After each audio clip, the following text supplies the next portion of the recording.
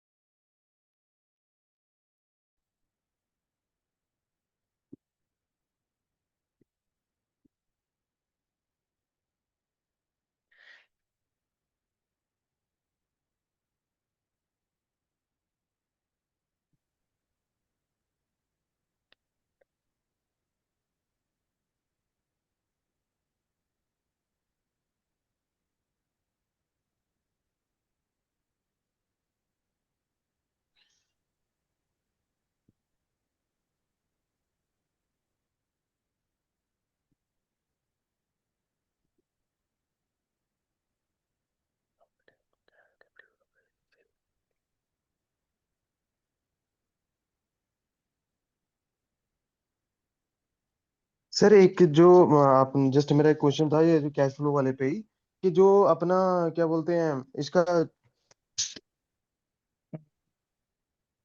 बताएं, क्या आवाज नहीं आ रही?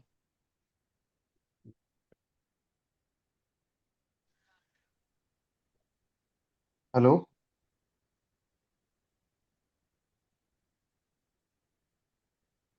हाँ जितिन।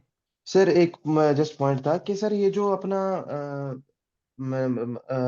इसमें जो हम जो कैश फ्लो बना रहे हैं उसमें जो हमारा बैलेंस शीट भी है और P&L भी है। आपने जो मेजोरिटी में देखा है कि मेरे को जो नीचे एडजस्टमेंट जो दी हुई है नीचे जो क्वेश्चन के हम्म। नीचे मतलब हम्म। तो मेरा वही ड्राइव करेगा पूरा क्वेश्चन को, राइट? हम्म। करेक्ट। तो वो ड्राइव करेगा उसके बाद फिर सर मुझे बैलेंस शीट में सिर्फ वर्किंग कैपिटल को लेके ही जाना है क्या, वर्किंग नहीं, कैपिटल को जिस डालने के जिस लिए? आइटम को जिस जिस आइटम को नीचे ने टच कर दिया ना, अच्छा। इन्फॉर्मेशन के कारण जिस आइटम को हम यूज कर चुके हैं कंप्लीट, उसको हटा के बाकी जो भी आइटम बचा है ना। ओके। लेट से नीचे है ना आपका कोई एक लैंड रहता, और उस बैलेंस शीट हाँ। में लैंड रहता, जमीन रहता, जमीन में आपका क्या, ओपनिंग 1 लाख रुपए था और क्लोजिंग 150 था, और एज्यूम फुटनोट में कुछ भी नहीं दिया हुआ। ठीक है। Then you have to come to the land का वैल्यू, एंड देन उसमें क्या है, अच्छा, 50,000 का इंक्रीज है। ठीक है, तो समझ गया। आपको वो वो मुझे दिखना पड़ेगा, इन्वेस्टिंग में डालना डालना पड़ेगा मुझे। पड़ेगा। राइट राइट अब राइट सर राइट। अब सर अब हाँ फिर मतलब जो मेरा फुटनोट है वो सुपरसीड कर देगा मेरे जो पहले की मेरी बैलेंस शीट में एंट्रीज है उसको, ऐसे करेक्ट ही है करेक्ट। ना? हाँ, मैं समझ सुपरसीड गया। इसलिए कर रहा है क्योंकि जब मैं नीचे फुटनोट को पढ़ रहा हूँ ना, तो हाँ। पैरेलली मैं पीएल में भी जा रहा हूँ और बैलेंस शीट में भी जा रहा हूँ। तो मैं उसका मतलब उसको ना होलिस्टिकली उस पूरे ट्रांजेक्शन को कंप्लीट कर रहा हूँ। ओके। ठीक है, समझ गया। मतलब अगर इन प्रिंसिपल ही मैं जाऊंगा तो अगर सिंपल मेथड भी लगाऊं तो मुझे सिर्फ वही देखना है और वही मेरे को हम्म। एंट्रीज वहां पे दिखानी है। राइट। ठीक है। क्वेश्चन पेपर के हिसाब से सर सोच रहा हूँ मैं। ठीक है। नहीं नहीं, बढ़िया है यार। कुल मिला के सब हाँ। लोग पास हो जाएं, बस यही है यार सबका। राइट राइट मेरा एक सर। रिलेटेड क्वेश्चन है अरुण जी इसमें। अगर कैश फ्लो में जैसे इसमें बैलेंस शीट में अगर कैश दिया हुआ है ना कि इस ईयर का कैश कितना है अभी और अगले साल का कितना है, हम्म। मतलब starting opening and closing, hmm. तो उसमें opening plus net cash in is equal to closing होना चाहिए ना? फिर इसमें भी जैसे डायरेक्ट मेथड में भी करते हैं तो कोई सा मेथड करो, मतलब करेक्ट मेथड से कोई सा भी करूँ ना, तो ओपनिंग और क्लोजिंग का डिफरेंस मेरा नेट हो गया। मतलब कैश इंक्रीज या कैश कैश डिक्रीज फ्लो जो during the period. Opening balance plus cash flow equal to अगले बार का हाँ। कैश फ्लो आ जाएगा, करेक्ट ना? Equate correct consider correct. Following ratios for the year 29 29 29। राजन, वो इन्वेंट्री वाली क्लास में थे क्या आप? नहीं नहीं। नहीं थे क्या? तो यार मैं ना टाइम के कंसीडर को, मतलब टाइम को कंसीडर करते हुए मैं ना सॉल्यूशन जो अभिषेक ने शेयर किया ना, मैं अभिषेक वाले मतलब स्क्रीन पर शेयर करके ही मैं डिस्कस कर लूंगा, पर एक्सप्लेन सारा कर दूंगा, ठीक है? सो इतना अलाउ कीजिएगा, क्योंकि बनाने बैठूंगा ना तो दिक्कत हो जाएगा। Will take lot of time. इस क्वेश्चन में ना पहला क्वेश्चन तो बड़ा सिंपल है। पहला क्वेश्चन क्या कह रहा है? मैम ने इसमें से 2 क्वेश्चन करवाए थे। ये क्वेश्चन एग्जाम में आने के काफी चांस है, क्योंकि 7 नंबर का ये आता ही आता है, ठीक है ना। अब देखो, 2 तरीके से क्वेश्चन बन सकते हैं। एक आपको कह सकता है कि क्लोजिंग स्टॉक को आप वैल्यू करो by using the FIFO method या लीफो मेथड, ठीक है। एक तो तरीका ये हो सकता है। दूसरा तरीका ये हो सकता है, जो कि दूसरे क्वेश्चन में करवाया, कि आप इन्वेंट्री को वैल्यू करो बेस्ड ऑन द कॉस्ट और NRV which ever is lower, ठीक है ना। ये थोड़ा सा टिपिकल हो जाता है, बट अगर आता है और एक बार समझ जाते हैं ना, तो फ्री के 7 नंबर है। ठीक है, स्टार्ट करते हैं। क्वेश्चन बड़ा सिंपल है ये वाला। तो देख, ये क्या कह रहा है कि आप इंफॉर्मेशन अवेलेबल है इन्वेंट्री का, बिगिनिंग इन्वेंट्री इतनी, रिकॉर्डिंग स्टार्ट कर दी ना मैंने, हाँ। परचेज इतना, ये 9 तारीख का परचेज है, ये 14 का परचेज है, 23 का परचेज है, ये 28 का परचेज है।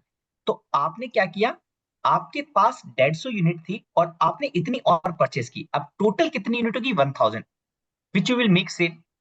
इतनी सेल की तो आपके पास में एंडिंग इन्वेंट्री कितनी हो गई, 200, ठीक है।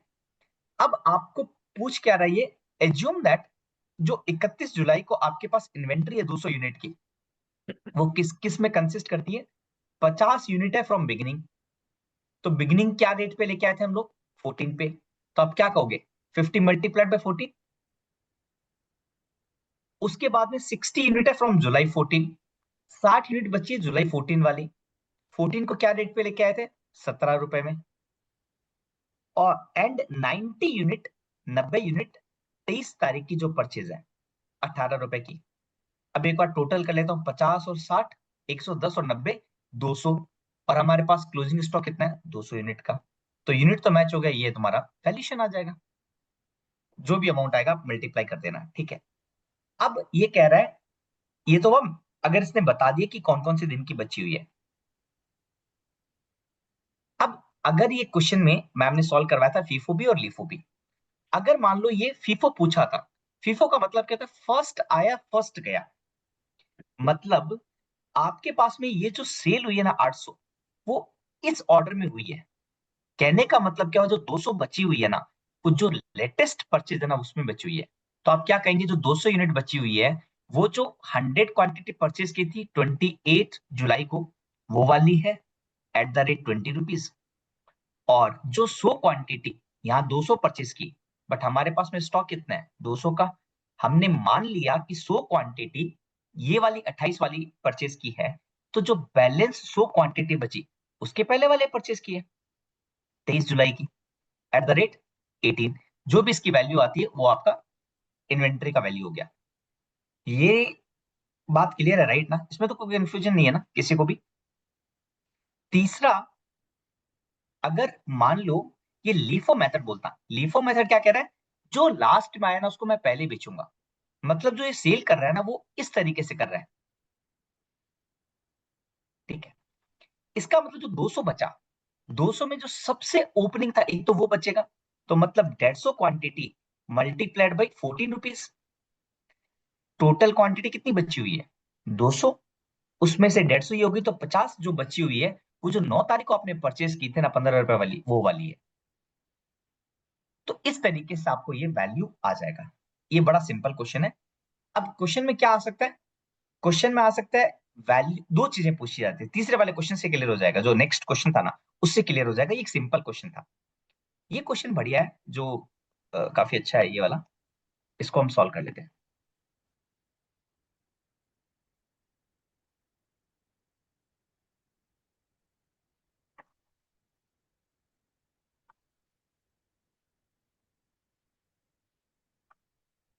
पहले तो पूरा क्वेश्चन पढ़ लेते हैं हम लोग, ठीक है।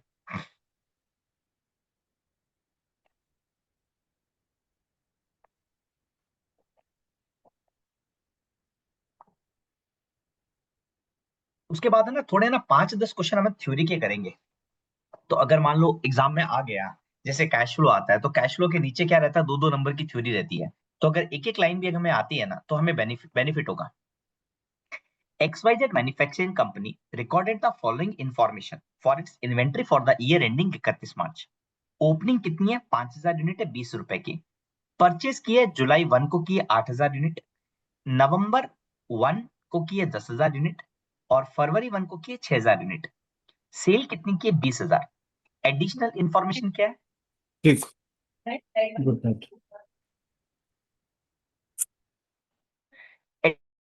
इंफॉर्मेशन क्या? Estimated selling price and selling expenditure for inventory on 31 मार्च। क्या बोल रही है? For unit purchase in July and before, estimated selling price 27 रुपए यूनिट, सेलिंग एक्सपेंसेस 10%। तो मतलब हमारा नेट रियलाइजेशन वैल्यू निकालना होता है। नेट रियलाइजेबल वैल्यू क्या होता है? मैं सेल कितने में कर रहा हूँ? 27 रुपए में, और सेलिंग एक्सपेंडिचर 10 रुपए में कर, सेल्स का एक्सपेंडिचर मान लो सेल्स का कमीशन है वो मैं 10 पे कर रहा हूँ, तो मेरे घर में जो नेट अमाउंट आएगा वो कितना आएगा? 24 रुपए 30 पैसा। ये किसके लिए कहा? जुलाई एंड बिफोर। एक बार वापस देख लेते हैं। तो एक तो ओपनिंग के लिए ये काम हो गया और ये जुलाई की परचेज के लिए काम हो गया। उसके बाद हमारी नवंबर में 10,000 यूनिट की परचेज और 6,000 यूनिट फरवरी की परचेज है। तो आप क्या कहोगे? इसमें क्या कहा इसने कि for unit purchase from November and February, November to February, estimated selling price 30 रुपए पर यूनिट और सेलिंग एक्सपेंडिचर 8%। तो 30 माइनस 30 का 8%, 8 24, 2 रुपए 40 पैसा। ठीक है, तो अपना बचा कितना? 27 रुपए 60 पैसा। ये नेट रियलाइजेबल वैल्यू हो गई। Company use periodic inventory system and periodic using of the lower of cost formula to be applied FIFO.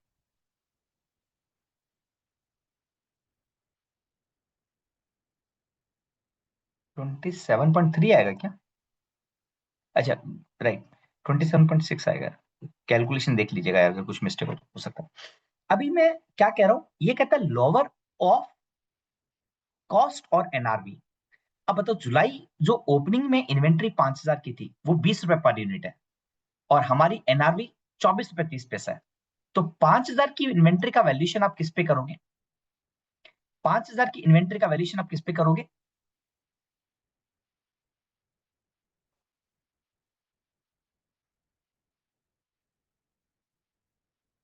मैं 5,000 की इन्वेंट्री का वैल्यूएशन 20 रुपए या 24 रुपए 30 पैसा, विच एवर इज लोअर, तो मैं 20 रुपए पे करूंगा। ठीक है, जो इसके पहले कितना परचेज किया था? जुलाई को कितना परचेज किया हमने? 8,000। जो जुलाई में 8,000 परचेज की वो कितने में की? वो तो हमने और महंगे में की। कॉस्ट और NRV which ever is lower बोला है या विच एवर इज हायर बोला है? यूजिंग लोअर, ध्यान रखिएगा। तो 22 रुपए पे और अगेन ये 24 रुपए 30 पैसा। अगेन मैं कहूंगा 22 पे वैल्यू करूंगा। नवंबर में जो परचेज किए 10,000, ये मैंने 25 रुपए पे वैल्यू की है, मतलब परचेज 25 पे की है। इसकी एनआरवी कितनी है थोड़ी बताइएगा? इसकी एनआरवी कितनी है? इसकी एनआरवी हमारे पास है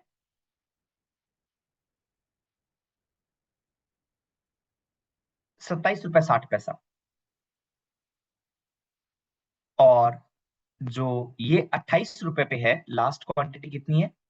लास्ट क्वांटिटी 6,000 है और ये 28 रुपए 60 पैसा पे। तो मैं इसको क्या करूंगा? इसको 27.6 रुपए कर दूंगा। ठीक है, यहां तक बात क्लियर है? किसी को कोई कंफ्यूजन? बड़ा सिंपल है calculation. I hope there is no confusion. अब हम आते हैं, अब मैं इसको नीचे कर रहा हूं। पूछा क्या आपसे? हमें एक बात बोला है कि मेथड हमें यूज करना है कौन सा? फीफो, मतलब जो पहले आया वो पहले गया। ठीक है, and compute the value of the closing inventory on 31 मार्च। अब मैं क्लोजिंग इन्वेंट्री की बात कर रहा हूं, फीफो मेथड की बात करूंगा। तो एक बात बताइए, मेरे घर में कितनी बची पहले वो निकाल लेते हैं।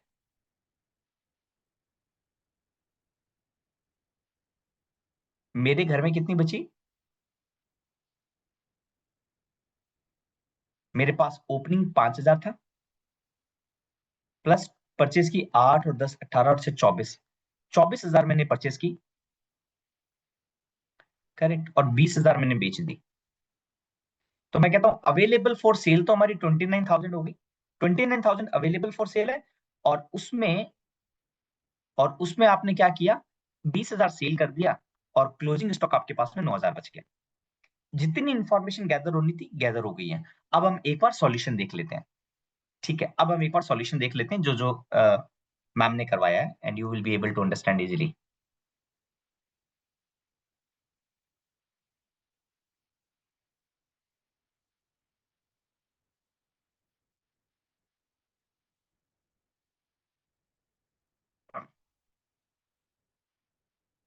ये तो क्वेश्चन हो गया ना, ये तो हो गया, इसको छोड़ देता हूँ। हाँ, अभी हमारे पास में ओपनिंग था प्लस परचेज था, तो 29,000 इज अवेलेबल फॉर सेल। अब हमें फीफो मेथड यूज करना है।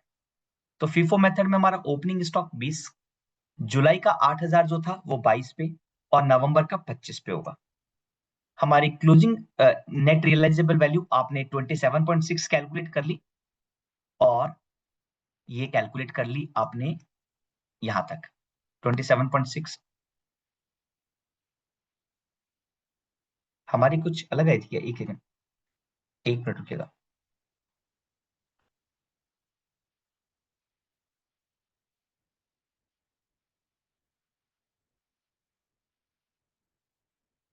ट्वेंटी सेवन पॉइंट सिक्स ही थी, राइट? 27.6 ही थी मेरे हिसाब से ना। तो अब देखो, नवंबर की इन्वेंट्री का वैल्यूएशन किस पे होगा? हमने बात की थी 25 पे, क्योंकि 24 पॉइंट मतलब वो जो उससे 27.60 और 24 विचएवर इज लोअर, 25 रुपए। और इसकी वैल्यूएशन किस पे होगी? 28 और 27.60, तो 27.60 पे वैल्यू हो गई। तो जो मेरी ये टोटल एनएवी है, नेट रियलाइजेबल वैल्यू, ठीक है, मेरी क्वांटिटी कितनी परचेज थी? एक सेकेंड,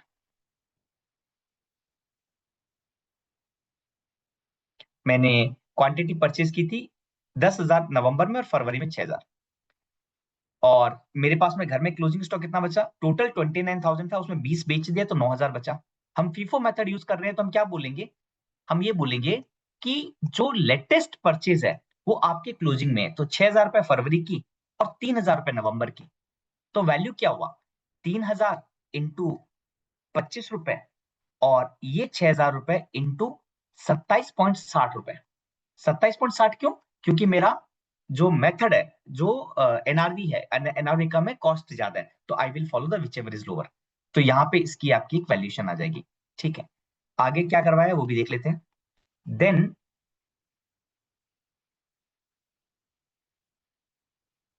ये आपका क्या आ गया? टोटल क्लोजिंग स्टॉक का वैल्यू आ गया। अब देखो, आपको फिर एग्जाम में क्वेश्चन में क्या पूछा है?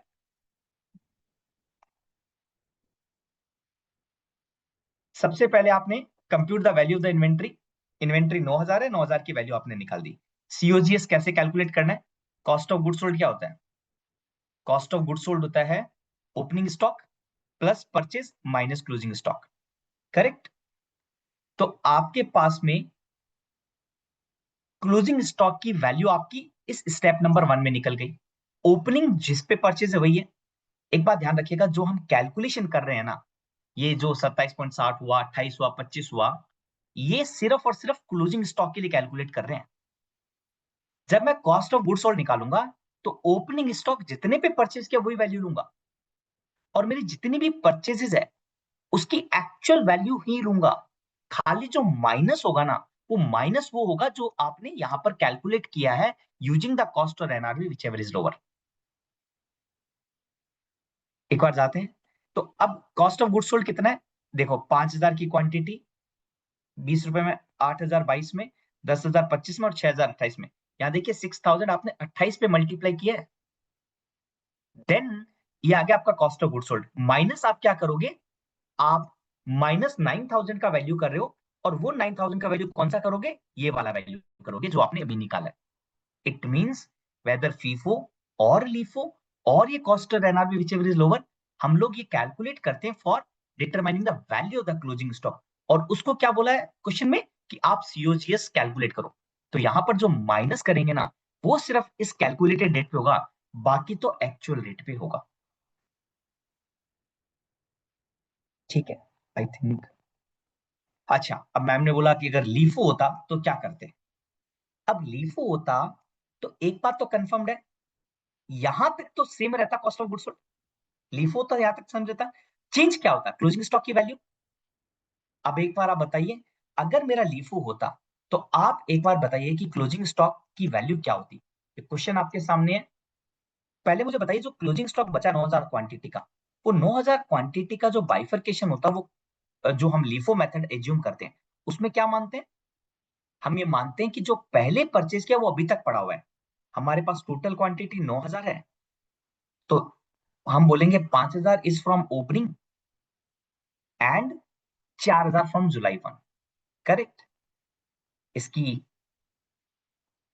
हम बता देंगे कॉस्ट क्या है, एनआरवी क्या है, और विच एवर इज लोअर क्या है। कॉस्ट इसकी 20 रुपए थी और एनआरवी इसकी कितनी 24 रुपए 60 पैसा आ रही थी ना, 24 रुपए समथिंग कुछ आ रही थी, राइट। 27 माइनस 24 रुपए 30 पैसा, तो विच एवर इज लोअर, तो ये भी 20 हो गया।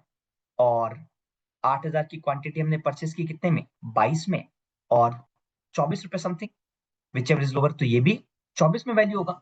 तो अगर हमें ये लीफो मेथड देता तो क्या होता, हम कहते हैं कि 5000 क्वांटिटी इंटू 20 रुपीज, कितना आया, एक सेकेंड, 5000 इंटू 20, 1 लाख रुपए, और प्लस 8000 क्वांटिटी इंटू 22, 8 करूंगा नहीं, हमारे स्टॉक में तो 9000 ही है, तो 5 तो यहां से ले लिया, जो बचा 4000, 4000 इंटू 22 करूंगा मैं, ठीक है।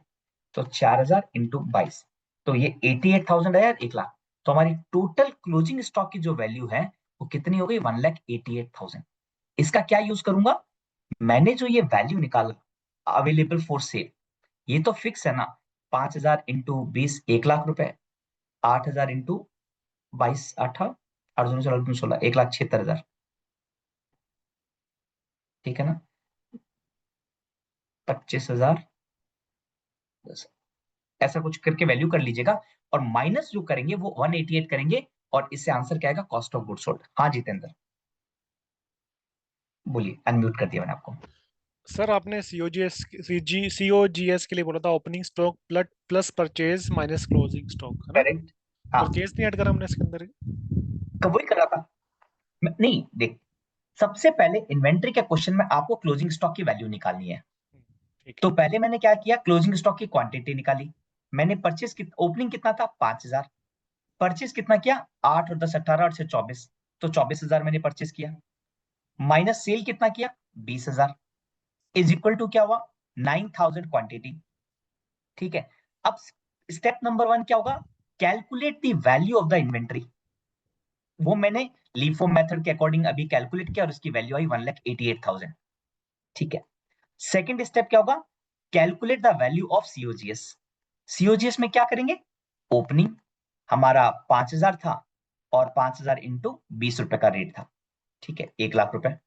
देन जो परचेज है, परचेज आपकी 8000 इंटू 22, 10,000 इंटू 25 एंड 6,000 इंटू 28, तो इसकी जो भी वैल्यू आएगी दोनों ऐड कर देंगे, ठीक है, और माइनस कितना करेंगे, माइनस ये 188 कर देंगे to arrive at the COGS. Clear, ये बस इतना सा है मेरा इन्वेंट्री कंप्लीट, कोई डाउट? आई होप सबसे स्मॉलेस्ट है और सबसे इजीएस्ट है, जब तक नहीं करते तब तक टफ लगता है, लेकिन एक बार कर लिया तो ठीक है, इजी हो गया। अब एडजस्टेड ट्रायल बैलेंस में और एडजस्टमेंट अकाउंटिंग एंट्री में आते हैं। अब मैं अकाउंटिंग एंट्री का एक नया थोड़ा सा एक चीज और बताता हूँ, थोड़ा सा बढ़ के। कोई भी अकाउंटिंग एंट्री अगर एग्जाम में आती है तो हमने आज तक जो सीखा था ना, हमने क्या सीखा था पहले जो क्लास में, उसको भी मैं थोड़ा सा बता देता हूँ ताकि आप लोगों को याद रहे।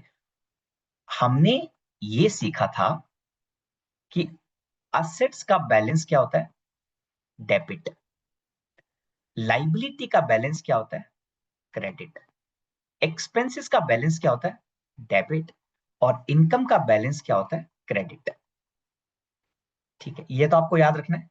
अब अगर कोई भी ट्रांजेक्शन से असेट बढ़ रही है तो उसको डेबिट कर दो, अगर असेट्स कम हो रही है तो क्रेडिट कर दो, लाइबिलिटी बढ़ रही है तो उसको क्रेडिट कर दो, लाइबिलिटी कम हो रही है तो उसको डेबिट कर दो, एक्सपेंसेस बढ़ रहा है तो डेबिट कर दो, और इनकम बढ़ रही है तो क्रेडिट कर दो।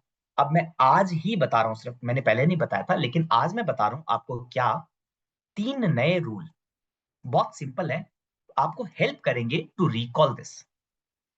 अकाउंटिंग एंट्री का अगर कोई क्वेश्चन आ गया तो उसमें है ना 2 मेथड यूज हुआ करते थे ट्रेडिशनली, ठीक है।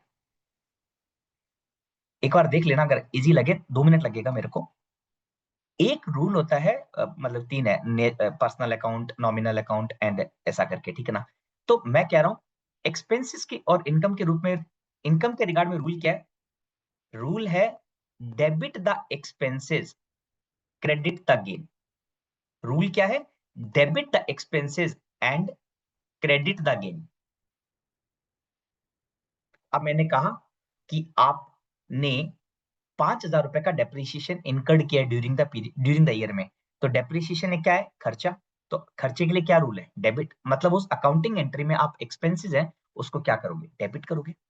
दूसरा rule, debit the receiver. 3 rule है, ध्यान रखिएगा। Receiver and credit the giver.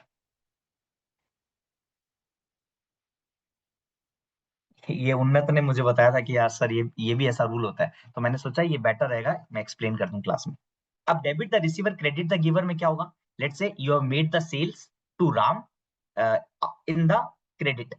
तो राम आपको पैसा देगा, या पैसा राम राम क्या है? राम को आपने माल दिया कि माल लिया? राम को दिया है ना।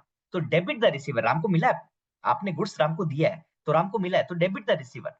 जब मैं माल खरीद के लाता हूं सप्लायर से, तो वो देने वाला है, क्रेडिट द गिवर। बैंक से लोन लेता हूं, तो लोन क्या करती है? Bank is giver. तो मैं बैंक को क्या करता हूं? क्रेडिट करता हूं। मैं एक बार रिपीट करता हूं ये वाला रूल, समझिएगा। कि जब मैं माल बेचता हूं, मैंने आपको उधार माल बेचा, तो मैं क्या करूंगा? आपको डेबिट करूंगा। क्यों? क्योंकि आप रिसीवर है, I am giving the credit. Given मतलब जो देने वाला है और जो लेने वाला है, डेबिट द रिसीवर। और अब आप उधार माल खरीदते हो, तो जो आदमी आपको माल दे रहा है, he is giver, he is giver, तो मैं क्या करूंगा? उसको क्रेडिट करूंगा। मैंने किसी को दिया है, तो जो रिसीवर है उस गुड्स का, उसको मैं डेबिट करूंगा। मैंने आपको 1 लाख रुपए दिया, तो मैं आपको क्या करूंगा? डेबिट। मैंने आपसे 5 लाख रुपए लिया, तो क्रेडिट द रिसीवर। ठीक है।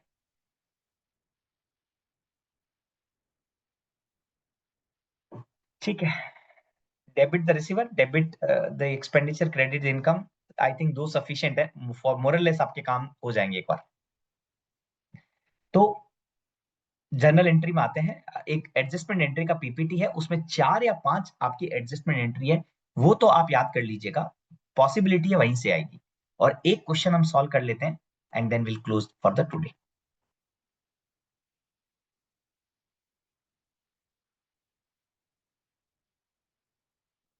सेकंड, इन्वेंट्री खत्म। इन्वेंट्री मैं एक बार बंद कर देता हूं, नॉट रिक्वायर्ड फाइल्स।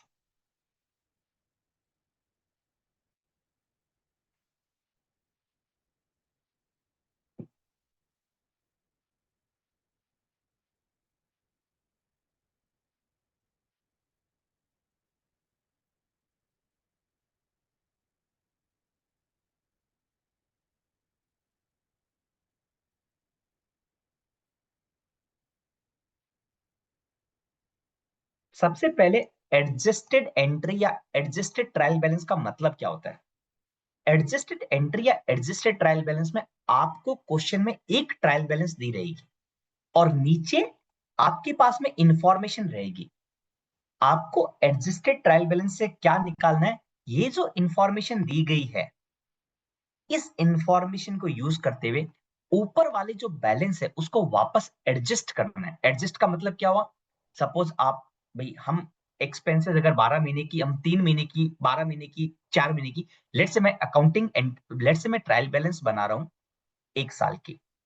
और अगर मान लो यहाँ पे सैलरी मैंने मान लो लिख दी, अगर मैंने यहाँ पे सैलरी लिख दी 13 महीने की, तो आप मैचिंग कॉन्सेप्ट के अकॉर्डिंग आप कितनी salary profit and loss account में डेबिट करोगे, या आप कितने अमाउंट को खर्चा मानोगे? 12 महीना। 1 महीना क्या हुआ? 1 महीना एडवांस पेड हो गया, मतलब आप इसको असेट्स में, लाइबिलिटी में कहीं पे बताएंगे। इट मींस अगर लेट्स से ये सप्लाईज है, ये बोलता है ये 12 महीने की सप्लाई, 13 महीने की सप्लाई एज्यूम करता हूं, मैं आपको सिर्फ बता रहा हूं कॉन्सेप्ट एडजस्टेड ट्रायल बैलेंस का।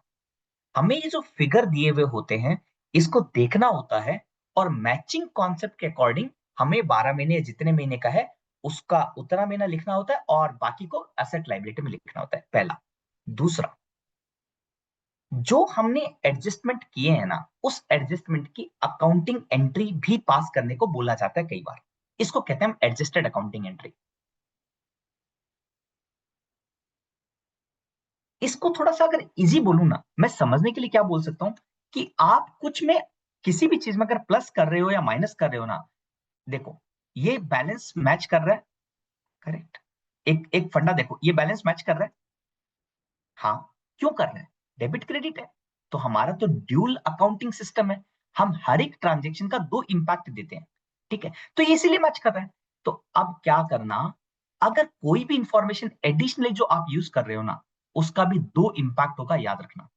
मतलब अगर सपोज करो 300 रुपए डेबिट में बढ़ा रहे हो, ठीक है, बिकॉज ऑफ एनी रीजन 300 रुपए आप डेबिट में बढ़ा रहे हो, तो आप है ना, या तो दूसरे किसी डेबिट को 300 रुपए कम करोगे तो मैच होगा, या क्रेडिट में 300 रुपए बढ़ाओगे तो मैच होगा।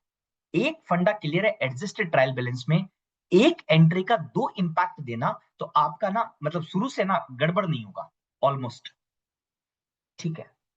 तो मतलब यह मेरा कॉन्सेप्ट है, ठीक है। इसमें ना एंट्रीज कौन सी आती है ना, इसमें एंट्रीज आप देखिए। सबसे पहले मैंने उधार माल बेचा, उधार माल बेचा मतलब क्या हुआ, मैं रिपीट करूं, ये तीनों तीनों पॉइंट रिपीट करूं जो मैंने कहा अभी। एक बार अभिषेक हाथ मतलब आप बोल दीजिए, अनम्यूट किया मैंने आपको।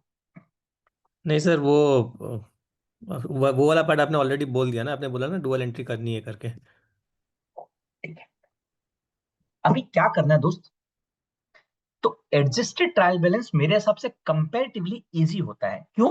क्योंकि एक बात है, जितना भी एडजस्टमेंट करना है ना, उसका 2 इंपैक्ट देना है, तो आपका मोरलेस मैच होता जाएगा। और जो भी आपको करना है ना, मेन क्या, एक्सपेंडिचर 12 महीने की जगह 13 महीने का होगा, या 12 महीने की जगह 10 महीने का होगा। इनकम आपकी हो सकती है ज्यादा बुक होगी या कुछ कम बुक हुई है, मैक्सिमम इतना ही होता है। तो आपके पास में ज्यादा चांस है to score the good marks on the adjusted trial balance. पर वो आप जज कर लेना, देख लेना सर, ठीक है। अब इसने एंट्री में बता रहा था आपको, ठीक है ना। अकाउंट रिसीवेबल, सी अगर उधार माल बेचा, डेबिट द रिसीवर, हमने बात की थी, डेबिट द रिसीवर। और दूसरा हमने जो फंडा याद किया था वो क्या किया था कि भाई जब माल बेच रहे हो तो रिसीवेबल है, रिसीवेबल आपकी एसेट है कि लायबिलिटी, रिसीवेबल एसेट्स है, तो उसका बैलेंस बढ़ गया, तो असेट्स जब भी बढ़ेगी तो उसको क्या करोगे, डेबिट करोगे। टू इनकम करोगे, टू सेल्स है या रेवेन्यू है या सर्विस है, जो भी है, क्रेडिट करोगे। बन गई अकाउंटिंग एंट्री। आपको क्या करना है, विद इन ब्रैकेट में नरेशन लिखना है, बीइंग कुछ भी इंग्लिश लिख देना। अब कोई एक्सपेंडिचर था जो इसने अभी तक बुक नहीं किया, तो आप क्या करोगे, एक्सपेंस अकाउंट डेबिट, लेकिन पे भी नहीं हुआ, तो मैं साथ में क्या करूंगा, पेबल क्रिएट कर दूंगा, लाइबिलिटी क्रिएट कर दूंगा, ठीक है। एक्सपेंसेस और इनकम में 4 चीजें आप याद रखना। मतलब एक बताऊं मैं, prepaid expenditure is an asset या लाइबिलिटी या इनकम या एक्सपेंडिचर। एक बार मुझे 4-5 है ना आंसर देना, 4-5 पॉइंट पूछ रहा हूँ, उसका आंसर देना मेरे को। Prepaid expenditure is assets, liability, income और एक्सपेंडिचर।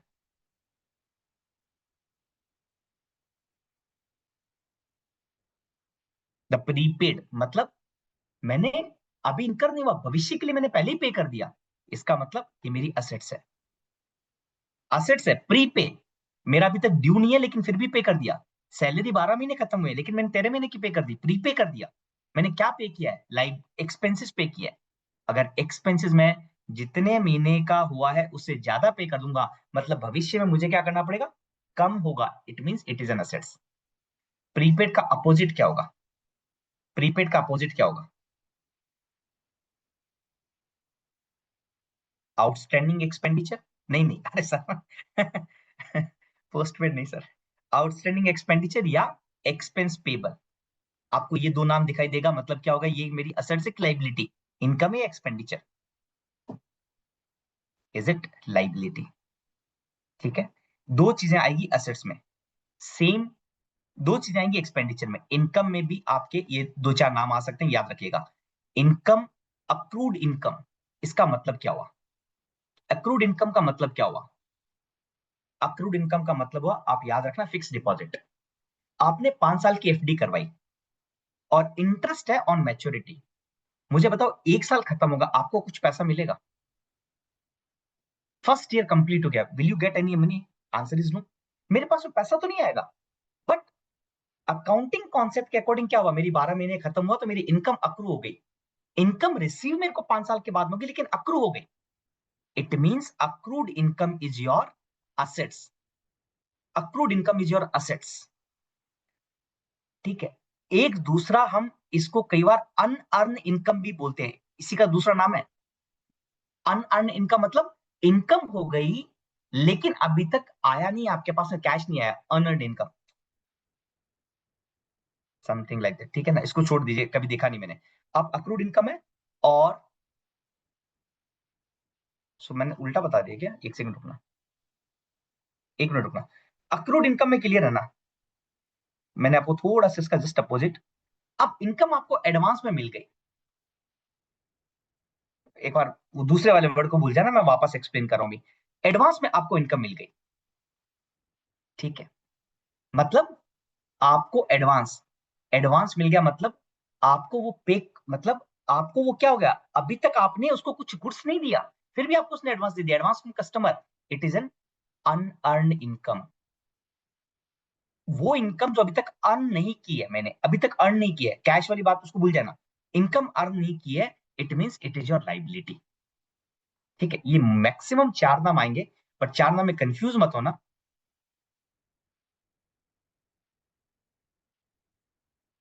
ठीक है,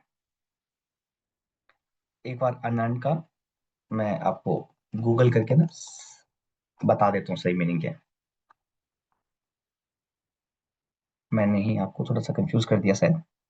unearned income is a liability on company's balance sheet that represent the cash received from customer for goods or service that have not yet been provided or delivered। मतलब आपने मुझे advance पैसा दे दिया, but अभी तक उसके रिगार्ड में मैंने आपको गुड्स और सर्विस नहीं दिया, मतलब advance received from customer which is unearned income. ये यूज नहीं होता, लेकिन गलती से अगर आ गया तो कंफ्यूजन क्रिएट कर देगा।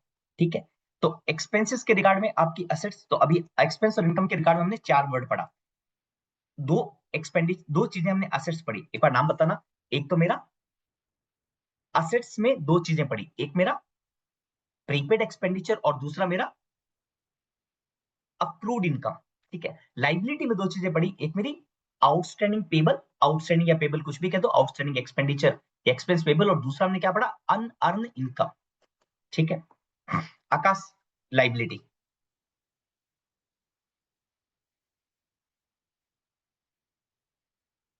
अब आगे बढ़ते हैं।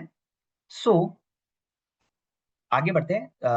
ठीक है, सर्विस सप्लाई डेप्रिसिएशन का फिग आप मान के चलना, ये फिगर आएगा ही आएगा। ये एग्जाम में क्वेश्चन का अकाउंटिंग एंट्री का कराएगा ना, पूछेगा ही पूछेगा आपका। इसमें मुझे बताओ, accumulated depreciation is an expenditure, assets और liability? Accumulated depreciation, answer is it is liability. It is liability, but जब मैं बैलेंस शीट में डिस्क्लोज करता हूं तो मैं कैसे करता हूं, मान लो मेरी प्लांट एंड मशीनरी का ग्रॉस वैल्यू इतना है और लेस एक्यूमुलेटेड डेप्रिसिएशन इतना है, और नेट करके मैं बाहर बताता हूं। ठीक है, these are the accounting entry which you can, मतलब एडजस्टेड अकाउंटिंग एंट्री जो पूछी जा सकती है। तो ये क्वेश्चन हमने सॉल्व किया था ना? हाँ अभिषेक। सर ये इन्वेंट्री को कैसे ट्रीट करते हैं इसमें एडजस्टमेंट में, क्लोजिंग इन्वेंट्री रिलेटेड कुछ अगर वो आ गया स्टेटमेंट? तो देखो, ट्रायल बैलेंस जो एडजस्टेड टीबी है उसमें हमें इन्वेंट्री लिखनी है। अब जैसे एक एग्जांपल मैंने करवाया था, 2100 रुपए की इन्वेंट्री लिखनी है, तो मतलब यहां पर मैं क्या करूंगा, एक असेट्स में एक आइटम डाल दूंगा, इन्वेंट्री अकाउंट 2100 रुपए। ओके, एक नया फील्ड क्रिएट हो जाएगा मतलब। एक नया फील्ड क्रिएट हो जाएगा, और क्या फील्ड हट जाएगा, ये फील्ड हट जाएगा, ओपनिंग इन्वेंट्री हट जाएगी, उसको just plain and simple remove कर देंगे, नया वैल्यू आ जाएगा। नया तो मैच वैल्यू आ कैसे करेगा सर वो मैच, क्या वो इनहेरेंटली मैच हो उसमें जाएगा। है? आप देखना अच्छा। इसको, अच्छा, कॉस्ट ऑफ स्ट्रक्चर सेल्स क्या है बनाते आफ्टर द वैसे। इन्वेंट्री, कॉस्ट ऑफ सेल्स क्या है, कॉस्ट ऑफ गुड सोल्ड 3400 रुपए। तो बेसिकली क्या है, ये ओपनिंग स्टॉक को, ओपनिंग स्टॉक कितने काटोगे आप, 5500 काटोगे। Hmm. Then you will add 2100 in the debit side and you will add 3400 in the debit side, इन दोनों का मैच हो जाएगा 5500 रुपए। मतलब अच्छा, opening inventory, cost of sales कहाँ पे एंट्री होगा, वो भी नया फील्ड क्रिएट होगा क्या? हाँ नया फील्ड क्रिएट होगा। Okay okay. तो कॉस्ट ऑफ गुड्स सोल्ड जितना आपने सेल किया उसका कॉस्ट कितना है, और प्लस जो आपका ये है क्लोजिंग स्टॉक, ये आपका दो नया होगा, तो मैच हो जाएगा। ट्रायल बैलेंस में मेरा एक फंडा याद रखिएगा हमेशा, एक आइटम को अगर हटा रहे हो ना तो उसका इंपैक्ट दूसरी साइड में देना, या तो उसी साइड में किसी को कम कर देना डेबिट में, या क्रेडिट में किसी लाइन आइटम को बढ़ाना है। बस अगर नहीं हो रहा है तो उसको थोड़ा सा पार्क कर देना, बाकी आगे बढ़ जाना। और दूसरा टिप्स क्या है, आपको पूरा 70 मार्क्स का अटेंड करना है, छोड़ना कुछ भी मत। अब एक बार क्विकली एडजस्टेड ट्रायल बैलेंस का कॉन्सेप्ट हम समझ चुके हैं, एडजस्टेड अकाउंटिंग एंट्री कैसे पास करनी वो हम समझ चुके हैं। क्विकली एक बार इस क्वेश्चन को ही देख लेते हैं तो थोड़ा मालूम चल जाएगा। Depreciation for the year 1000। अब क्या करोगे आप, डेप्रीशिएशन डेबिट करोगे या क्रेडिट करोगे? डेबिट करूंगा। तो मैं यहाँ पे एक नया लाइन आइटम डेबिट का डेप्रीशिएशन जो 6000 है।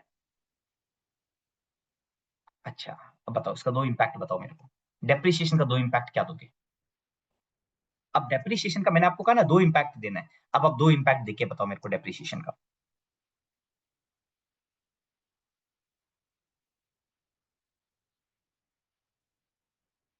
सोच के बताओ मुझे, चार पांच आइटम एक बार डिस्कस कर लेते हैं, फिर अगर आप कुछ बोलोगे तो कर लेंगे। एक बार P&L एंड बैलेंस शीट बता देना, ठीक है आकाश? Will discuss.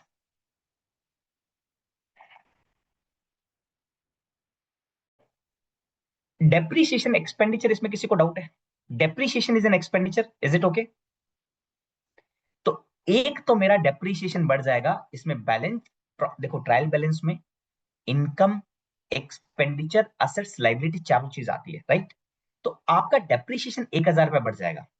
साथ में आपका एक्यूमुलेटेड डेप्रीशिएशन जो अभी 6000 रुपए था, जो आपके before adjusting the trial balance जो 6000 रुपए था, जब आप 1000 रुपए का डेप्रीशिएशन बुक करोगे तो ये बैलेंस 7000 हो जाएगा ना। तो मतलब क्या हुआ, 1000 रुपए आपने डेबिट में बढ़ाया, 1000 रुपए क्रेडिट में बढ़ाया, हो गया मैच। हाँ, इसकी एडजस्टेड अकाउंटिंग एंट्री बताना मेरे को क्विकली, क्योंकि एडजस्टेड अकाउंटिंग एंट्री आ सकती है। डेप्रीशिएशन इज एन एक्सपेंडिचर, तो डेप्रीशिएशन एक्सपेंस अकाउंट डेबिट हो गया, डेबिट द एक्सपेंसेस, ठीक है। और to, accumulated depreciation, accumulated depreciation is the liability, उसका बैलेंस बढ़ रहा है। तो हमने क्या बात की थी, लाइबिलिटी से क्रेडिट अगर वो बढ़ती है तो और उसको क्रेडिट कर दो। तो मैं क्या करूंगा, ये 1000 रुपए की, ये हो गई इसकी एडजस्टेड एंट्री, और ये हो गया इसका एडजस्टमेंट का इंपैक्ट। आगे बढ़ते हैं, बाकी सभी को कर लेते हैं एक बार। ये कहता है include as a part of revenue 500 रुपए which was received in advance from customer for a future project. इसका नाम बताना, इस 500 रुपए का नाम क्या हमने लर्न किया था? ये 500 रुपए क्या है? Unearned revenue, unearned revenue. It is an asset और it is an liability? Is it an asset और इज इट अ लाइबिलिटी? हमने बात की कि लाइबिलिटी है, फ्यूचर प्रोजेक्ट के लिए मुझे आज दे दिया एडवांस, ठीक है। तो आप इसका ये क्या बोल रहे हैं, included as a part of revenue. मतलब जो रेवेन्यू का फिगर यहाँ पे है ना, रेवेन्यू का मतलब क्या हुआ, रेवेन्यू का दूसरा नाम क्या बताना एक बार? रेवेन्यू का दूसरा नाम हमने क्या पढ़ा था? सेल्स। इसमें क्या है, 500 रुपए इंक्लूड है, तो मतलब क्या हुआ, 16,500 में ये 500 रुपए जो है वो रेवेन्यू नहीं है, वो आपका अनअर्न रेवेन्यू है, वो आपका एडवांस है। तो मैं अब सेल्स को कितना बताऊंगा, मैं सेल्स को बता दूंगा, ये बता दूंगा 16,000। अब क्या किया मैंने, 500 रुपए क्रेडिट साइड में हटाया, तो या तो मुझे क्रेडिट में एक एंट्री बढ़ानी पड़ेगी, या डेबिट में से भी 500 हटाना पड़ेगा, ठीक है। अब क्या करोगे, एडवांस क्या करोगे आप इस केस में, दूसरा इंपैक्ट क्या दोगे, advance received from customer, advance received from customer, right? और 500 रुपए आप लाइबिलिटी बता दोगे, तो एक लाइबिलिटी आपने कम की और एक लाइबिलिटी आपने बढ़ा दी, राइट? अब हम आगे बढ़ते हैं, 6500, ये देखना included in the amount of 6500, rent का आपको ऊपर दिख रहा है 6500, इसी तरह का एडजस्टेड ट्रायल बैलेंस है। अगर एडजस्टेड ट्रायल बैलेंस का क्वेश्चन आता है, it will be easy for attempt. included as a part included in the amount of 6500 for rent is an amount of 2000 for the rent of March, and this should be reflected only in the next financial year। मतलब क्या हुआ, देखो normally हमारे financial year April to मार्च बनते हैं, लेकिन इस question में क्या बोला है, 29 फरवरी का ईयर एंड बोला है, 29 फरवरी का ईयर एंड बोला है। देयरफॉर ये आपका क्या हो गया, मार्च का खर्चा नेक्स्ट मंथ के लिए होगा। ये क्या है, इसका नाम क्या बोलूं मैं, प्रीपेड एक्सपेंडिचर। मैंने एक्सपेंडिचर जो है वो एडवांस में पे कर दिया 2000 रुपए फॉर द नेक्स्ट मंथ। तो ये किस में इंक्लूड है, रेंट में। Prepaid expenditure is your expenditure, नहीं, इट इज एन असेट्स। तो मैं क्या करूंगा, ये जो 6500 है इसको मैं 4500 रुपए लिखूंगा, और जैसे ही 2000 रुपए कम किया, मुझे या तो कोई डेबिट का आइटम 2000 बढ़ाना पड़ेगा या क्रेडिट 2000 रुपए से कम करना पड़ेगा। तो मैंने यहाँ पे क्या किया, 2000 रुपए बढ़ा दिया by the name of the prepaid expenditure और प्रीपेड रेंट। अच्छा आकाश, हाँ अनम्यूट कर रहा हूँ। हाँ आकाश बताएं। सर मेरे को ये पूछना है कि जो हम ये नई एंट्री बनाएंगे उसके अंदर कभी कभी होता है कि नाम ही याद नहीं आ रहा कि प्रीपेड एक्सपेंडिचर है या कुछ है, तो यही उसको लिख दो कुछ ना, और। इंग्लिश इंग्लिश नहीं कोड ही नहीं, लिख दो ना, एडवांस हाँ रेंट। मतलब यही लिख सकते हैं ना फिर। हाँ हाँ हाँ, अगर नहीं बताओ। समझ आ रहा है कि ये एक्सपेंडिचर होगा, लाइबिलिटी होगा, कुछ होगा, तो जो लिखा है नहीं वही ये तो लिख देंगे समझना फिर। जरूरी है, नाम समझ में हाँ नहीं आए वो आप कर सकते हो, लेकिन असेट है या लाइबिलिटी तो आपका डेबिट क्रेडिट डिफरेंट हो जाएगा। हाँ, मतलब वो समझ आ जाएगा, बट जैसे कहीं ऐसे समझ हो रहा है कि अनअर्न्ड रेवेन्यू है फॉर हाँ example, so it's a correct. Liability, है ना, तो उसको ये भी लिख सकते हैं ना कि कैश रिसीव्ड बट नॉट नहीं आप डिलीवर्ड। छोटा लिखो, नाम छोटा लिखना, आपको क्वेश्चन में हाँ, रहेगा, जैसे advance advance from from a customer is the customer. Perfect name. हाँ ठीक है ठीक है। तो इसके अंदर भी स्टेप मार्किंग होगा ना, मतलब जितना एंट्री समझ आ रहा है उतना 100%, एंट्री कर दो। करेक्ट करेक्ट करेक्ट, जितना समझ, यही तो बात है कि आप अगर पूरा 70 का अटेंड कर लोगे, इसमें 2-4 क्वेश्चन अगर ढंग के हो गए ना, 2 क्वेश्चन ढंग के हो गए और बाकी एवरेज हो गए, तो आपके आराम से 30 क्रॉस कर जाएंगे। हाँ जी अभिषेक।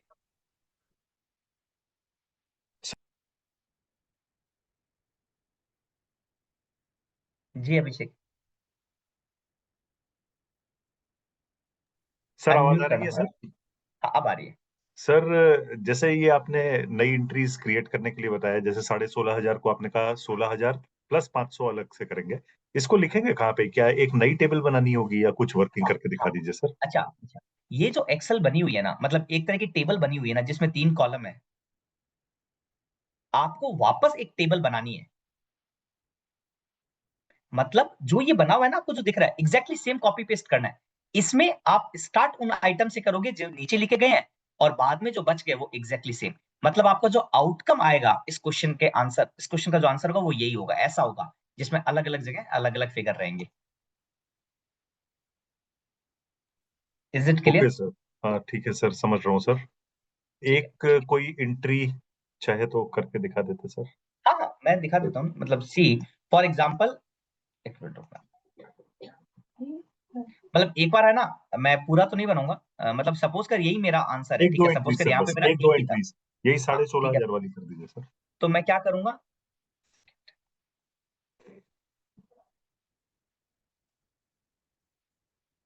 मैं क्या करूंगा, जैसे रेंट है, तो अब मेरा जो नया बनेगा ना, उसमें रेंट कितना आएगा, उसमें रेंट आएगा मेरा 4500, ठीक है। और वहीं पे एक आ जाएगा प्रीपेड एक्सपेंडिचर या प्रीपेड रेंट या एडवांस रेंट, कुछ भी कर देना, नाम जो भी लिखो, वो मतलब उसी 2000 के रुपए। जस्ट नीचे लिख दें, कोई खराब कोई उसके बुरी बात नीचे, नहीं हाँ है। उसके आगे पीछे जहां पे भी इच्छा है वो लिख दो, कहीं पे लिखो, जैसे कोई साढ़े फर्क नहीं पड़ता। जैसे 16,500 है, यहाँ पे लिखा हुआ था।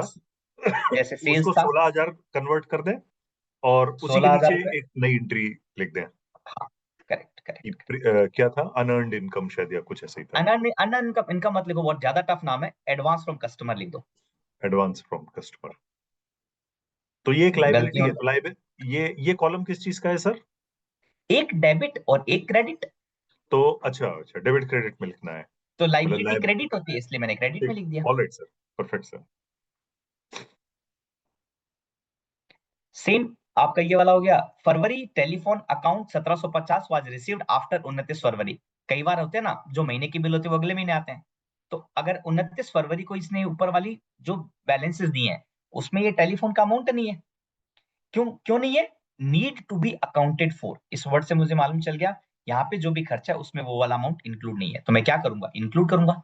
इंक्लूड करने का मतलब क्या हुआ, 1750 खर्चा, और सेकेंड इंपैक्ट क्या होगा मेरा, एक्सपेंसेस तो मैंने बढ़ा दिया, कितने रुपए से, 1750 से। दूसरा इंपैक्ट क्या होगा, क्या मैंने पे कर दिया, नहीं, तो लाइबिलिटी बढ़ जाएगी, एक्सपेंस पेबल बढ़ जाएगा। इसकी अकाउंटिंग एंट्री पास करना। अगर मुझे एडजस्टेड अकाउंटिंग एंट्री बोलेंगे, तो मैं क्या करूंगा, telephone expenses account DR debit 1750 रुपए और 2 टेलीफोन एक्सपेंस पेबल 1750 रुपए। ठीक है, I hope it is clear. इसी तरीके से आप बन लेना। और लास्ट क्या है, द प्रॉफिट 4600 रुपए, तो वो तो आपका आ ही जाएगा कैलकुलेट करोगे तो। ठीक है ना, प्रॉफिट का फिगर आपको कहीं ट्रायल बैलेंस में दिखाना नहीं है, प्रॉफिट का फिगर ट्रायल बैलेंस में नहीं दिखाना। हाँ जी आकाश। सर इसके अंदर ऐसा तो नहीं है ना कि जो हम एंट्री कर रहे हैं एडजस्टमेंट वाला, उसको बिल्कुल नीचे लिखना है और बाकी को ऊपर लिखना है? जैसे बुक के अंदर दिया हुआ है, सारे एक्सपेंसेस उन्होंने एक साइड पे हाँ लिखे हुए हैं मतलब और बाकी। एक आप कर सकते हो ना, तो ये कर लेना, ये कर लेना। एक्सपेंसेस के सारे जो फिगर है वो एक साइड लिख देना, इनकम एक से एक मतलब सीक्वेंस में लिख देना, फिर असेट्स और फिर लाइबिलिटी, या मतलब कैसे भी करो, खर्चों को एक साथ लिखो, इनकम को एक साथ लिखो, असेट को एक साथ लिखो, लाइबिलिटी को एक साथ लिखो। लेकिन फर्क नहीं पड़ता, हमारा टारगेट है just to clear the exam. अगर मैंने सही जगह लिखा ना, तो वो है ना ब्यूटिफिकेशन पे मैटर नहीं करेगा। अभी साथ में लिखेंगे ना, तो चांसेस क्या है, जैसे साथ में लिखूंगा ना, मैं भूलूंगा नहीं और उसका सही इंपैक्ट दे दूंगा। और कहीं ऊपर नीचे के चक्कर में मैंने उसका अगर इंपैक्ट ही गलत दे दिया ना, तो वो नंबर ही काट देगा। और ब्यूटिफिकेशन का एक्स्ट्रा नंबर तो नहीं मिलेगा, या थोड़ा बहुत मिल जाएगा, लेकिन कम से कम नंबर कटेगा नहीं। इसीलिए मैं कह रहा हूँ साथ में लिखना। ठीक है, अब मैं एडजस्टेड ट्रायल बैलेंस मेरी तरफ से कंप्लीट है। अब थोड़े थ्योरी के टॉपिक 10-15 एक ग्रुप में भेजा था ना किसी ने, एक थ्योरी के टॉपिक का, कोई रीशेयर कर पाएगा क्या?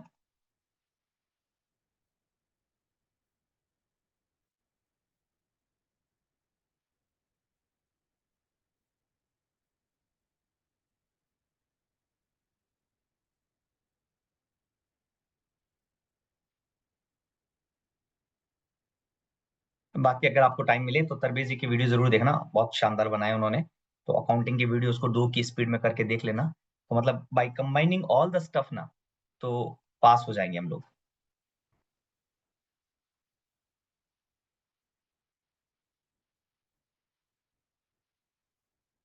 आकाश ने अच्छा, आकाश ने दे दिया मेरे को, मैं ओपन कर लेता हूँ।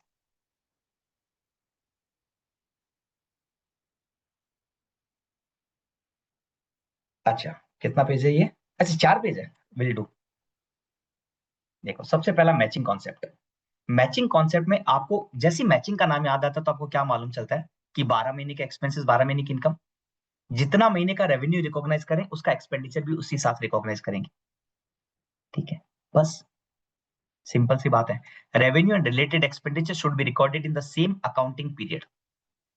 ठीक है, why it is matter, company POV, ये सब चढ़ा दे। एक एक लाइन आप याद कर लीजिए, बाकी आप एग्जांपल लिख देना। Let's take an example. Example क्या लिखोगे कि we are preparing the financial statement for April to March, but the bill has not been received, telephone bill has not been received, so what we will do, we will debit the expenditure, we will increase the expenditure in the same financial year because of matching concept। कुछ भी example बना के लिख देना, 1 या 2 line आप लिखना उसके बारे में, और एक छोटा सा एग्जाम्पल बना लेना। Generally accepted accounting principal. ये होता क्या है, जैसे बैंक है, बैंक को अपने आरबीआई के रूल फॉलो करने होते हैं। ठीक है, हम कंपनीज है तो हमारे शेयर लिस्टेड है, तो हमें सेबी का रूल फॉलो करना होता है।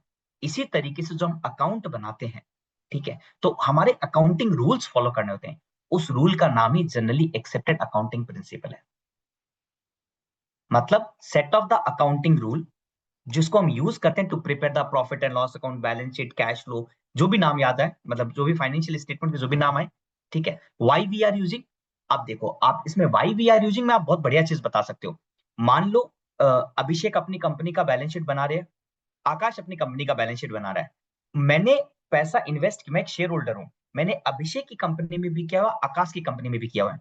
अब अभिषेक की कंपनी अपनी मर्जी से वो बैलेंस शीट बना रहा है, आकाश अपनी इच्छा से बना रहा है। तो कोई एक सेट पैरामीटर तो होना चाहिए ना, ताकि जब मैं देखूं तो मुझे सही पिक्चर मालूम चले। मुझे क्या कहेंगे आप, स्टेक होल्डर। तो it will give the transparent and truly comparable figure by which all my stakeholder can जज द कंपनी पोजीशन। ठीक है, बाकी आप लिख देना जो भी है। ठीक है, अब मैं बात करता हूं accrual accounting versus cash accounting. You all no accrual का मतलब क्या है, कि अगर अक्रूवल और मैं मैचिंग कॉन्सेप्ट ऐड कर देना।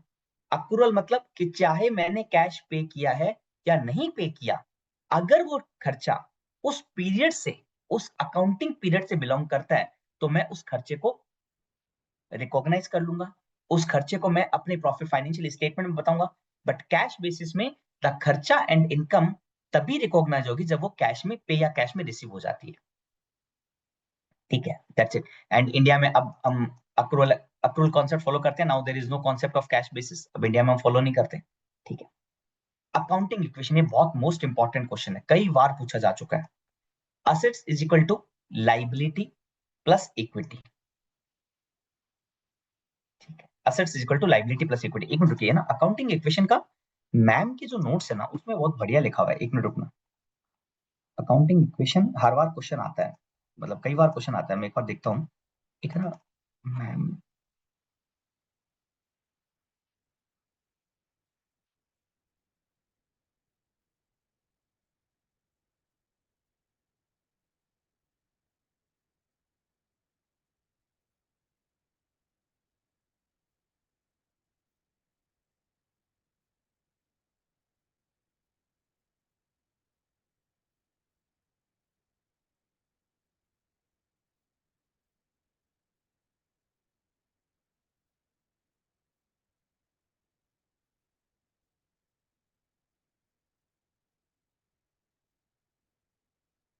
एक मिनट और लगेगा, मैं सर्च ही कर रहा हूँ।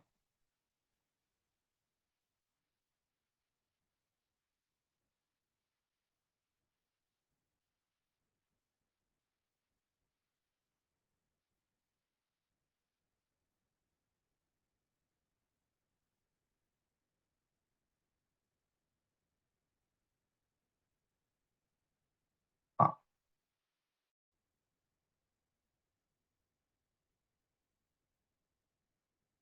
अकाउंटिंग इक्वेशन के लिए मेरे को लगता है अगर एग्जाम में आता है ना तो आप ये वाले को याद कर लीजिए। And you all know accounting equation मतलब क्या, assets is equal to liability plus equity.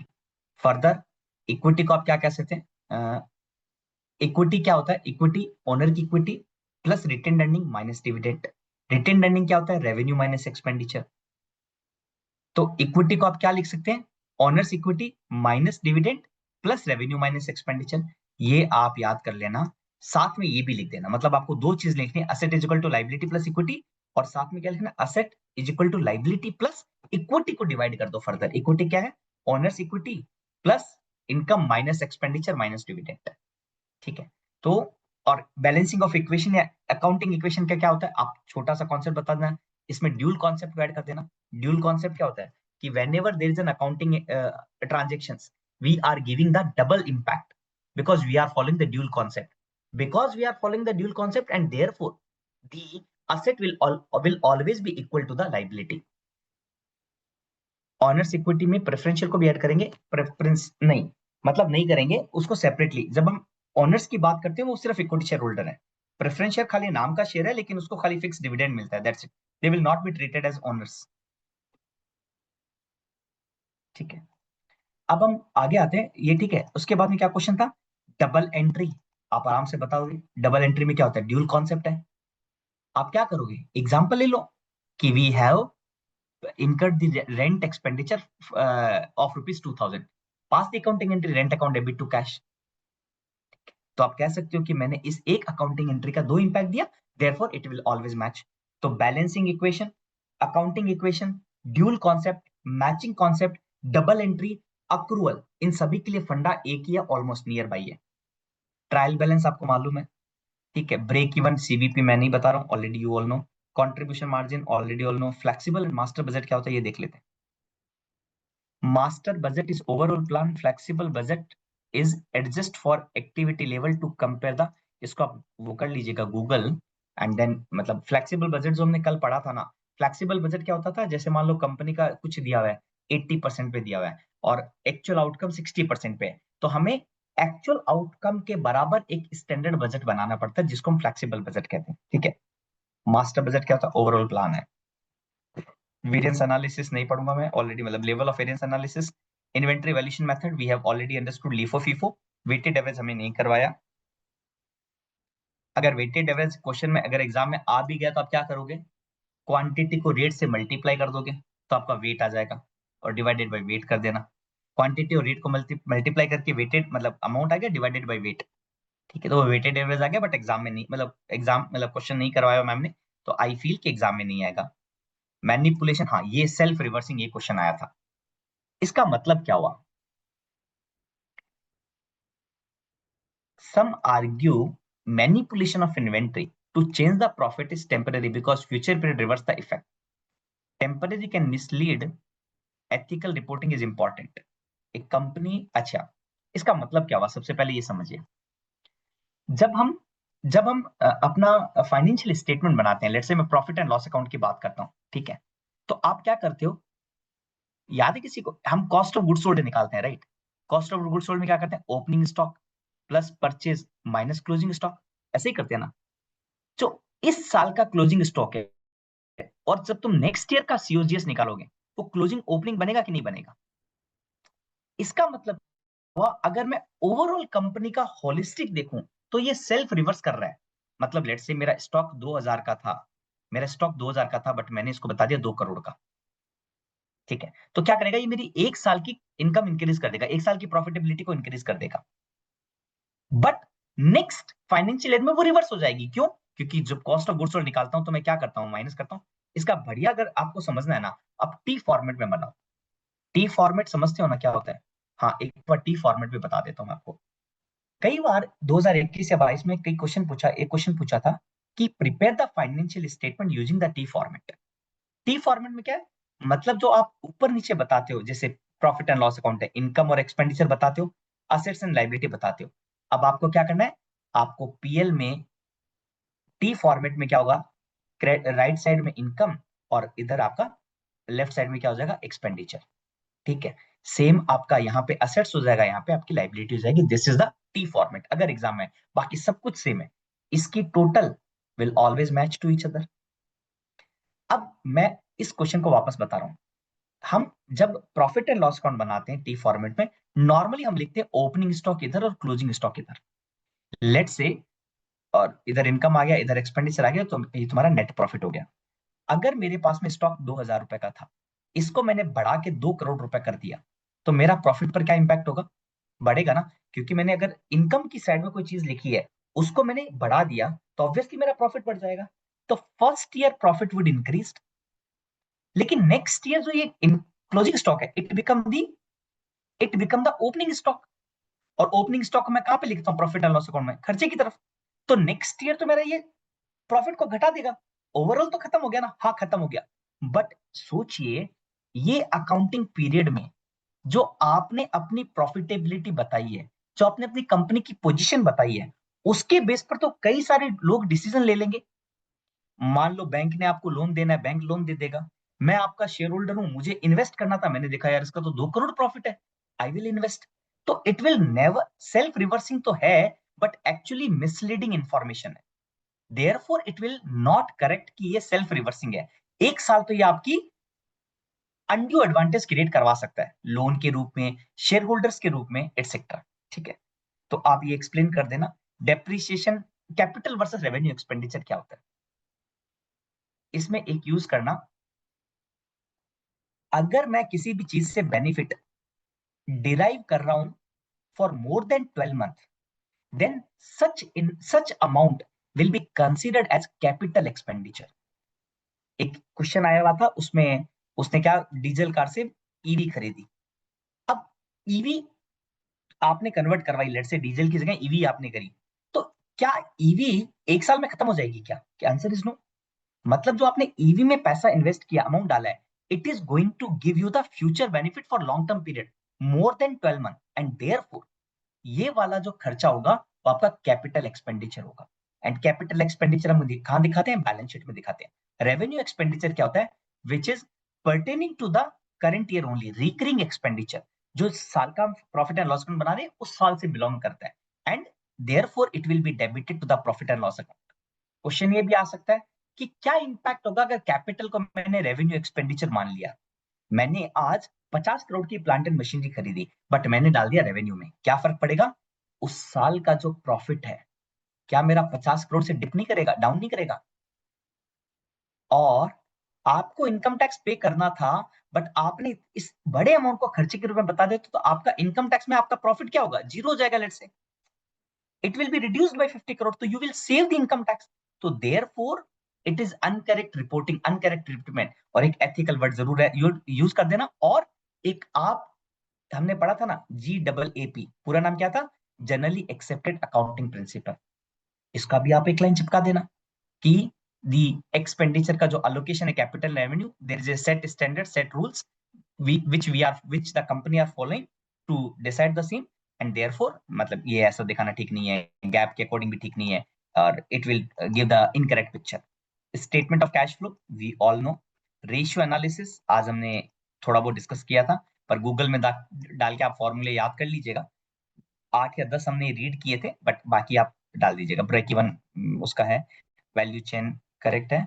Segregating mix cost कल हमने सॉल्व भी किया था। Master budget and budgetary control, master budget aggregate all functional budget into the comprehensive plan used to coordinate activity, देख लीजिए। Due point analysis, इसको थोड़ा देख लीजिए, ड्यू पॉइंट एनालिसिस ये क्या है, इसको मैं एक बार गूगल में डाल के आपके साथ रीड कर लेता हूँ। Due point analysis is a financial framework that breaks down the company's return on equity into its core component to provide the more detailed understanding of its performance। क्या क्या है, component of 3 step due point analysis. Due point analysis क्या करता है, हम जो return कमा रहे हैं उसको फॉर फर्दर सेग्रीगेट करता है to give the clear picture. Net profit कितना है, असेट्स टर्नओवर कितना है, और equity multiplier that is financial leverage कितना है। आरओई रिटर्न ऑन इक्विटी का फॉर्मूला क्या, net profit margin multiplied by asset turnover multiplied by equity plier. आप ये याद कर लीजिएगा। ये डॉक्यूमेंट, हाँ हाँ ये वाला तो मैं शेयर करूंगा ये ग्रुप में ही, ठीक है। तो मेरे हिसाब से I think almost we have covered everything. अब तो कुछ बचा नहीं है मेरे हिसाब से, मतलब कुछ बच, मतलब वैसे तो बहुत कुछ बचा होगा, बट आई फील कि जितना हम कर सकते हैं तो उतना कर लिया। बाकी और कोई पॉइंट है तो बता दीजिएगा मुझे, कल भी एक बार बैठना तो बैठ सकते हैं। ठीक है, थैंक यू सो मच। बढ़िया करना सब लोग, एंड ऑल विल क्लियर। ठीक है, बस खाली 70 नंबर का पेपर जरूर रिटर्न करके आना। Thank you very much, good by two all of you.